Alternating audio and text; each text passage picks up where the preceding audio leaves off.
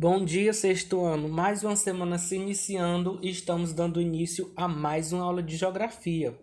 Hoje, que é segunda-feira, 9 de agosto de 2021, eu sou o professor Eugênio e sejam bem-vindos a mais uma aula. Na nossa aula de hoje, que estamos dando início ao terceiro bimestre, nós vamos falar sobre a circulação geral da atmosfera, o tempo e o clima. Nós vamos ver um pouco sobre tema atmosférico e clima, a atmosfera e sua circulação. Vamos lá para mais uma aula? Tempo atmosférico e clima. É bastante comum nós ouvirmos as seguintes expressões. A primeira delas é o que mais representa nós aqui do Ceará, que é o tempo está quente. Aí temos também o tempo está frio, o tempo está chuvoso ou ainda que está ventando muito. O tempo atmosférico de uma localidade, a cidade onde você mora, por exemplo, é o resultado momentâneo de uma combinação dos elementos básicos do clima, isto é, da temperatura da pressão e da umidade do ar atmosférico. As mudanças de tempo ocorrem em qualquer lugar, principalmente por causa dos deslocamentos dos ventos e das massas de ar. A atmosfera e sua circulação. A atmosfera é a camada de gases que envolve o planeta Terra, formada principalmente por oxigênio e nitrogênio. Além de ser indispensável à vida, essa camada gasosa forma um filtro protetor contra a radiação ou os raios ultravioleta. Lembrando que os raios ultravioletas é o tipo de radiação solar invisível à visão humana, ou seja, nós não podemos ver, que quando em excesso causa danos à saúde, favorecendo o desenvolvimento do câncer de pele. Por isso que é essencial usarmos o filtro protetor solar. Ela também impede que as irradiações terrestres de calor se percam no espaço, mantendo uma temperatura média de aproximadamente 16,5 graus Celsius na superfície terrestre, o que cria condições para a existência de vida na Terra. Caso a atmosfera não existisse, calcula-se que a temperatura terrestre ficaria em torno de menos 20 graus Celsius, ou seja, muito, mas muito gelado mesmo. Os ventos.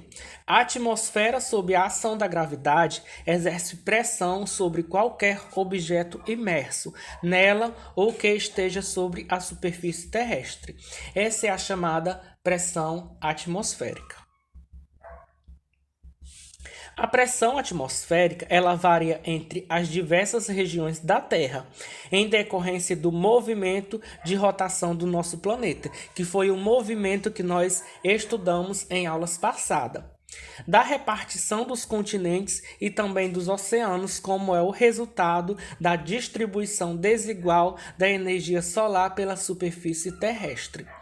Essas diferenças de pressão atmosférica, elas provocam a circulação geral da atmosfera, ou seja, a movimentação do ar atmosférico. Os ventos, ou seja, os movimentos do ar em relação à superfície terrestre, eles possuem grande importância geográfica. Nós vejamos aqui na figura 14 que ela representa uma das atividades humanas, como a agricultura, a aviação, a navegação e a produção de energia elétrica, que são afetadas pelos ventos. Na foto aí que nós podemos ver, nós temos aerogeradores em usina eólica, nas dunas da praia de Monduaí, no município de Trariria, aqui no Ceará. Eles são responsáveis pela distribuição do calor, eles no caso o ar, e da umidade na atmosfera, e portanto influenciam o tempo atmosférico e os climas no mundo.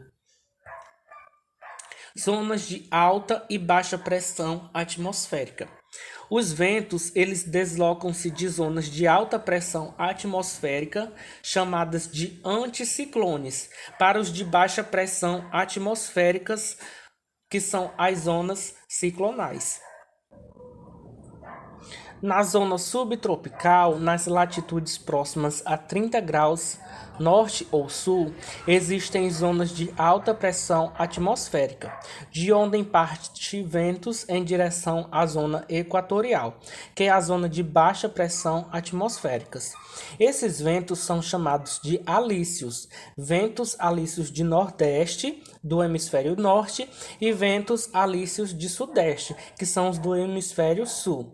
Eles se deslocam pelas camadas mais baixas da atmosfera.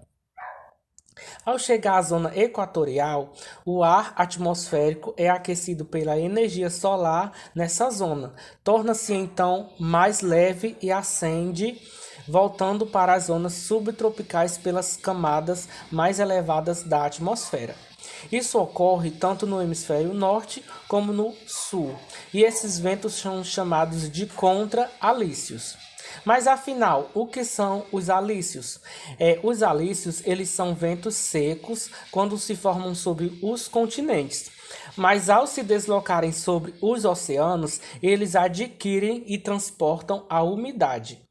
Os alísios do Nordeste e do Sudeste, ao se encontrarem, dão origem à formação de uma zona de calmaria equatorial, ou seja, as zonas de ventos mais fracos, que foram percebidos por navegadores no século XVI, como Pedro Álvares Cabral e sua tripulação na viagem de Portugal em direção às terras que viriam a ser do Brasil.